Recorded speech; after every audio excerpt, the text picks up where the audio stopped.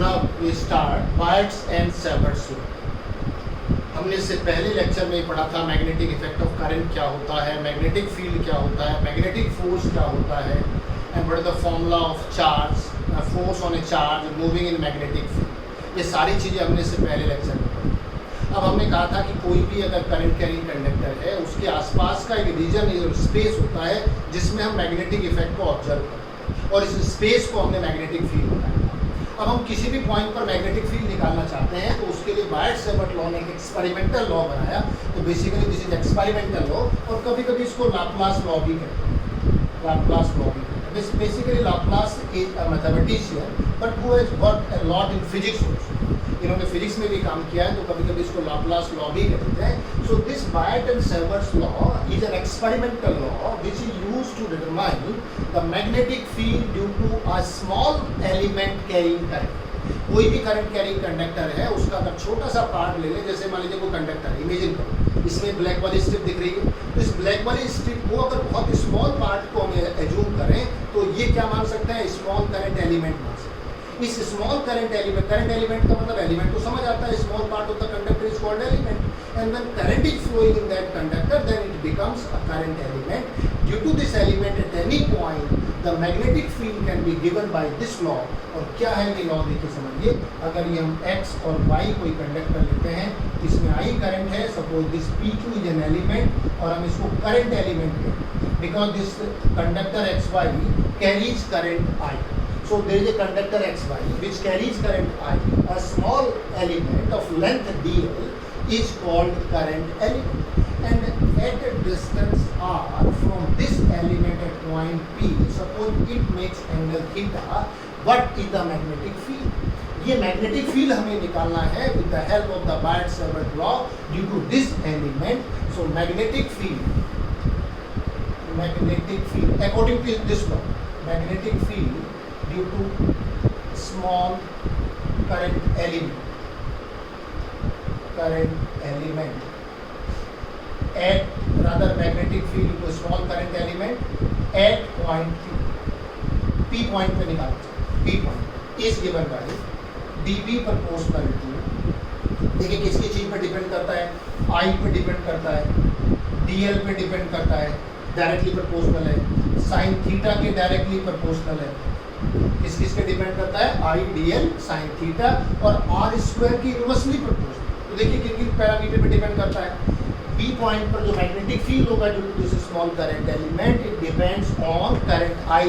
dB is directly proportional to the current. अगर हम इसे प्रोपोर्शनलिटी के फॉर्म में लिखें, directly proportional to I, directly proportional to D L, directly proportional to sine theta and directly proportional to 1/r square और inversely proportional to r square. R is the distance of the point from the current element. इन सब चीज़ों पे depend करता है, directly proportional है, इन सबको मिला दीजिए तो इन पे. अब इस पे डिपेंड करेगा तो क्या करें, और dB इक्वल टू यहाँ एक कांस्टेंट लेते हैं और उस कांस्टेंट को हम डिफाइन करते हैं mu naught upon 4 pi I d l sine theta upon r square. ये इसका कांस्टेंट है और जिसकी वैल्यू इन एसआई सिस्टम में है. एसआई सिस्टम के लिए फॉर्मूला बनाइए, अगर इसको हम k कह देते हैं, चलिए k कह दीजिए. This in SI system k equal to mu naught upon 4 pi 10 to the power -7 और इसकी यूनिट हो जाएगी टेस्ला मीटर पर एम्पीयर. ये इसकी यूनिट हो जाएगी, ये इसकी वैल्यू होती है म्यू नॉट अपॉन 4 पाई. और पहली बार नहीं पढ़ रहे हैं ऐसा कॉन्सेप्ट, इलेक्ट्रोस्टैटिक में भी पढ़ा था 1 अपॉन 4 पाई एप्सिलॉन. यहाँ म्यू नॉट अपॉन 4 पाई है किसमें, एसआई में. और इन सीजीएस सिस्टम, अगर हम सीजीएस सिस्टम की बात करें तो उसमें की वैल्यू क्या होती है, 1 होती है. लेकिन हम एसआई सिस्टम के लिए फॉर्मूला बनाना चाहते हैं तो क्या हो जाएगा. सो dB इक्वल टू कितना हो जाएगा, mu naught upon 4 pi I d l sine theta upon r square. बताइए बात समझ. ये फॉर्मूला और जिसमें म्यू नॉट अपॉन 4 पाई की क्या वैल्यू है, ये है 10 टू द पावर -7. और म्यू नॉट का नाम क्या है यहाँ पर, और यहाँ से म्यू नॉट निकालोगे तो 4 पाई इंटू 10 की पावर -7 टेस्ला मीटर पर एम्पियर होती है. इसको कहते हैं परमीएबिलिटी ऑफ फ्री स्पेस. अच्छा, जैसे एप्सिलॉन नॉट को पढ़ा था, बताओ एप्सिलॉन नॉट को क्या पढ़ा था हमने, इसे पढ़ा था परमिटिविटी ऑफ फ्री स्पेस. ये क्या हो गया, permeability of free space, free space का कांस्टेंट है और इसकी वैल्यू ये है, फ्री स्पेस में वैक्यूम में इतनी वैल्यू होती है, ये इसकी वैल्यू, ये इसका फॉर्मूला, ये फॉर्मूला टाइप। लेकिन ये तो बी पॉइंट पर स्मॉल करंट एलिमेंट की वजह से मैग्नेटिक फील्ड है, यानी कि थीटा पर भी डिपेंड करेगा। अगर थीटा की वैल्यू चेंज हो जाएगी तो मैग्नेटिक फील्ड भी एलिमेंट की वजह से चेंज हो जाएगा। अगर हम इसमें थीटा को चेंज कर देते हैं, अगर हम आर को चेंज कर देते हैं, आई को चेंज कर देते हैं, तब भी डीबी की वैल्यू चेंज हो जाती है। और यही कारण था जब हम ऑब्जर्वेशन ले रहे थे ऑरस्टेड एक्सपेरिमेंट में, करंट को चेंज कराने से डिफ्लेक्शन चेंज हो जाता था, डिस्टेंस को अवे और टुवर्ड्स मूव कराने से भी क्या होगा, उसमें डिफ्लेक्शन का मैग्नीट्यूड चेंज हो जाएगा। So it depends on all the parameters. बात समझ आ गई? हमें तो टोटल का निकालना है x से y तक। अगर x से y तक पूरे कंडक्टर की वजह से निकालना है तो मैथमेटिक्स में जानते हैं the magnetic field at point P due to conductor xy, ये xy कंडक्टर, बताइए xy कंडक्टर की वजह से कितना हो जाएगा, b = integral dv from x to y, ये फॉर्मूला बनेगा। इसको क्या कर देंगे, इंटीग्रेट। पहले स्मॉल करंट एलिमेंट का निकालेंगे बायट-सेवर्ट लॉ से, और फिर इसका क्या करेंगे, टोटल निकालने के लिए इसका इंटीग्रेट कर देंगे, तो बी को क्या आ जाएगा, total magnetic field, total magnetic field यहाँ डबल। अब देखिए इसमें भी स्पेशल केसेस लेते हैं। What is special case? Special case is first, if theta is equal to 0 और 180, काफी न्यूमेरिकल में इस कॉन्सेप्ट को अप्लाई करेंगे। थीटा इज इक्वल टू 0 और 180, 0 का मतलब क्या हुआ, ये P पॉइंट इस कंडक्टर की एक्सिस के अलोंग लाई करेगा। अगर थीटा 0 है तो P पॉइंट इसके एक्सिस के अलोंग यहाँ आ जाएगा, और अगर थीटा 180 है तो इस एक्सिस के अलोंग किधर आएगा, ये तो ये कंडक्टर है, इस एक्सिस के along on this side as well as on that side, दोनों साइड में कहीं भी अगर पॉइंट P लाई करेगा, then magnetic field P will become 0। Magnetic field की वैल्यू कैसे हो जाएगी, 0 हो जाएगी, बिकॉज़ साइन 0 कोई मैग्नेटिक फील्ड नहीं होता है अलोंग दिस कंडक्टर इस एक्सिस के अलोंग होता है। और सेकंड केस में if theta is equal to 90 degree, then sine 90 की वैल्यू कितनी होती है, 1, और यहाँ साइन थीटा की वैल्यू कितनी होती है, 0, और यहाँ से dB हो जाएगा कितना, μ0/4 पाई I dl/r², और ये मैक्सिमम, ये मैक्सिमम। अगर इंटीग्रेट करोगे तो इंटीग्रेट आ जाएगा b equal to x to y and is x to y, this is the magnetic field. Maximum for a given current it will become maximum at a particular distance for a given current the magnetic field will be maximum। अगर ये conductor है, अगर पूछा जाए कि सबसे ज़्यादा magnetic field कहाँ आएगा, इससे परपेंडिकुलर डिस्टेंस पे आएगा। तो अगर नॉर्मल डायरेक्शन में ले रहे हैं, परपेंडिकुलर ले रहे हैं, तो मैग्नेटिक फील्ड अलग होगा। थीटा की वैल्यू चेंज करते जाइए, प्लेस चेंज करते जाइए कंपास निडल का, the magnetic field will be different और the magnetic field will change. So this is Biot Savart's theorem. अब इसकी वेक्टर फॉर्म क्या होगी, अब देखिए इसको भी वेक्टर फॉर्म में लिखते हैं। Again let's try to write in vector form.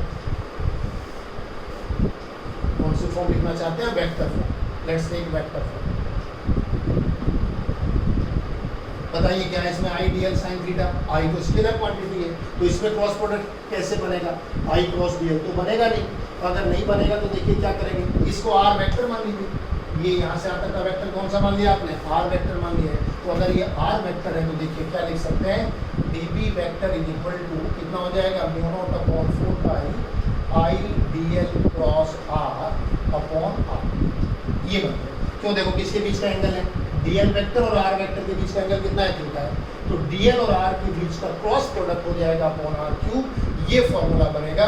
और वही b निकालने के लिए क्या करते हैं, आप इसको इंटीग्रेट कर देते हैं dB, ये आपका क्या आएगा, टोटल मैग्नेटिक फील्ड आएगा। This is the vector form.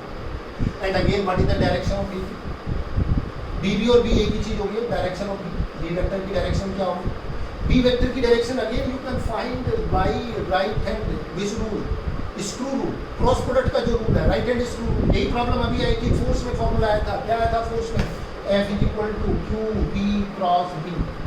यहाँ B और B दोनों के परपेंडिकुलर है, F by govern by right hand screw rule. यहाँ भी B की डायरेक्शन dl वेक्टर और r वेक्टर के परपेंडिकुलर होगी, but govern by right hand screw rule. इसका तरीका आपने निकाला, इसके लिए सिंपल मेथड हमने यूज किया, इसकी डायरेक्शन का रूल हमने बताया जिसको कहते हैं फ्लेमिंग्स लेफ्ट हैंड रूल। इसके लिए भी कुछ ऐसा ही करेंगे। हमने पहले भी बताया कि राइट हैंड स्क्रू रूल को अप्लाई करना थोड़ा डिफिकल्ट होता है अलग अलग प्रॉब्लम में, तो हम उसके काउंटर रूल्स ढूंढ लेते हैं, उसके सिंपल रूल बनाने की कोशिश करते हैं। और सिंपल रूल इसके लिए क्या होगा, एक रूल तो हो गया परपेंडिकुलर टू बोथ, कौन से वाला, dl vector and r vector, and govern by which rule, right hand screw. लेकिन इस रूल को हम यूज नहीं करते, ठीक है, ये टेक्निकली करेक्ट है, टेक्निकली प्रॉब्लम नहीं है, क्रॉस प्रोडक्ट का ये रूल की डायरेक्शन है, हम इसको अपनी डायरेक्शन का रूल बनाते हैं, सिंपल रूल बताते हैं क्या होगा वो, जिससे हम इस मैग्नेटिक फील्ड की डायरेक्शन पूरी यूनिट में सारी प्रॉब्लम्स हम एक रूल बताएंगे, उसी से सॉल्व हो जाएंगी। एक रूल तो फोर्स का बताया, बस 2 ही रूल आपको लर्न करना है, एक रूल किसके लिए, फोर्स के लिए, दूसरा किसके लिए बता रहे हैं, मैग्नेटिक फील्ड के लिए। फोर्स के लिए कौन सा हाथ लिया आपने, लेफ्ट हैंड, एक हाथ बचा हुआ, कौन से वाला बचा हुआ, राइट हैंड, तो इसके लिए कौन सा रूल लेंगे, राइट हैंड। तो डायरेक्शन के लिए हम रूल ले रहे हैं, कौन से वाला रूल ले रहे हैं, right hand palm, right hand palm rule क्या बनेगा, देखिए लेफ्ट हैंड तो हमने बनाया था इधर से, लेफ्ट हैंड की तो डायरेक्शन हमने ऐसे बनाया था, ये बनाया था, राइट हैंड आना तो राइट हैंड किधर से बनाना पड़ेगा, राइट हैंड हमें इधर से बनाना, और ये है राइट हैंड पाम। अगर हम पाम को देखिए, ये पाम दिख रही है, अगर राइट हैंड पाम को आप ऐसे स्ट्रेच करो, अब ये डायग्राम बनाते हैं, देखिए ये हमने राइट हैंड लिया, ये हमने राइट हैंड, ये थंब है, ठीक है, और ये इसमें फिंगर्स। तो देखिए क्या करते हैं इसमें, ये जो थंब होता है इसको तो हम रखते हैं करंट की direction, this thumb is kept in the direction of current, thumb in the direction. When we just have our right hand palm in this, right hand palm को आप ऐसे स्ट्रेच करो, ये 4 फिंगर्स हैं, सबको एक साथ मिलाइए, ये जितने भी फिंगर्स हैं थंब को इनके परपेंडिकुलर स्ट्रेच कीजिए, आप ऐसे the end of these fingers is kept at a point where the magnetic field is required. ये ऐसा कहाँ रखना है, where the magnetic field is required.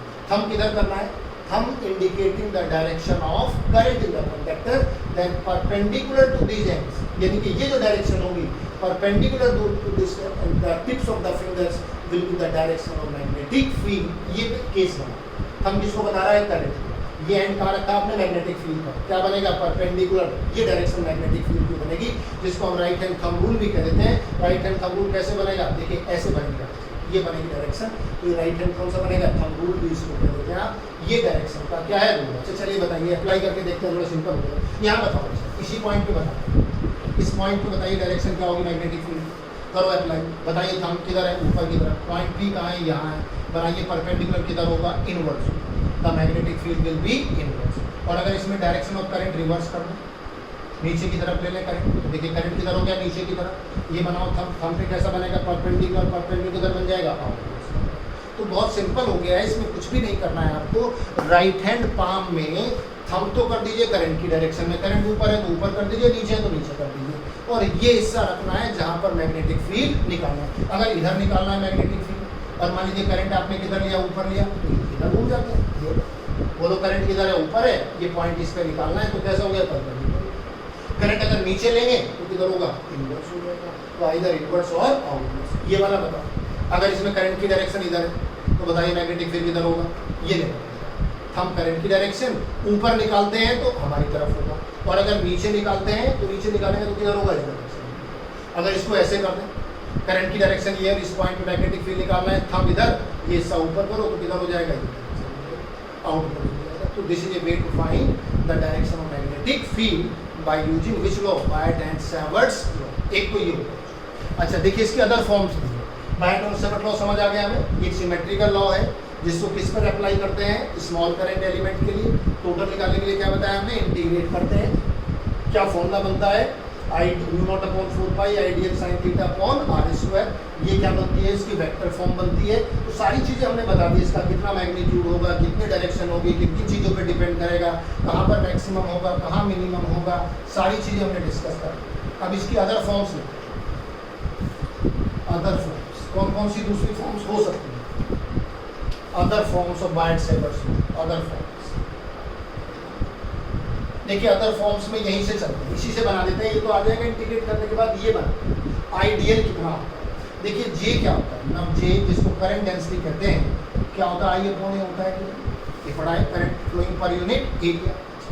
अगर इसमें हम डीएल से मल्टीप्लाई करते हैं और डीएल से डिवाइड करते हैं, can be do it. Ideal तो ये आ गया, तो दिस इज आइडियल। और ए इंटू डीएल क्या होता है, ए तो हो गया इसका क्रॉस सेक्शनल एरिया, और डीएल क्या होगी स्ट्रिप, जैसे रेड कलर वाली स्ट्रिप है मान लीजिए, इसकी लेंथ कितनी है डीएल है, एरिया इंटू डीएल क्या हो गया ये वॉल्यूम, और कैसा वॉल्यूम हो गया है डीवी, डीवी और एलिमेंट स्मॉल है जिसकी लेंथ डीएल है तो उसका वॉल्यूम भी कितना होगा डीवी होगा, और यहाँ से आई डीएल की वैल्यू कितनी हो जाएगी जे डीवी, और अगर वेक्टर फॉर्म में लिखते हो तो वेक्टर फॉर्म में क्या आएगा जे वेक्टर डीवी, ये स्केलर होता है, जे एक वेक्टर क्वांटिटी होती है, इसको यहाँ so dv is equal to कितना आएगा mu naught upon 4 pi j vector cross r vector dv, यहाँ से खुल जाएगा डिवाइडेड बाई क्या आएगा आर, और अगर जब आर क्यूब की बात करते हैं तो बेसिकली आर क्यूब ये हो, आप ऐसे सिंपली वेक्टर मॉडुलस का क्यूब, ये कौन सी फॉर्म होगी, this is in terms of current,